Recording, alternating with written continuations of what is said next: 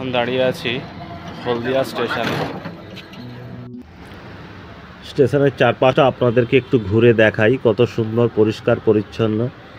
স্টেশনটাকে নতুনভাবে সাজিয়ে তোলা হয়েছে। আমাদের প্রত্যেকেরই দায়িত্ব কর্তব্য এই স্টেশনটাকে এইভাবেই পরিষ্কার করে রাখা। এটা আমাদের পূর্ব মেদিনীপুর জেলার শিল্প শহর হলদিয়া স্টেশন।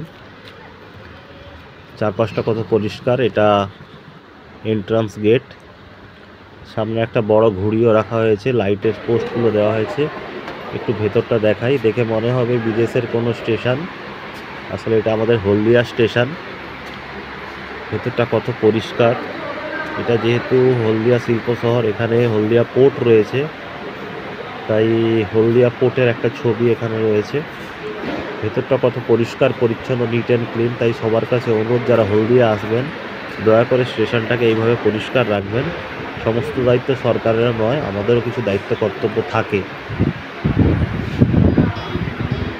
সব জায়গাতেই কাজ হচ্ছে, মানুষকে ধৈর্য ধরতে হবে আর সবাইকে তার সঠিক কাজটা করে যেতে হবে। সময়ের সাথে সাথে সব কিছুই বদলে যায়। যেমনভাবে এই স্টেশনটা আজকে এইভাবে নতুন হলো, আস্তে আস্তে সব কিছুই নতুন হবে। তো মানুষকে সব কিছুর জন্য ধৈর্য ধরতে হবে, এটাই তার প্রমাণ।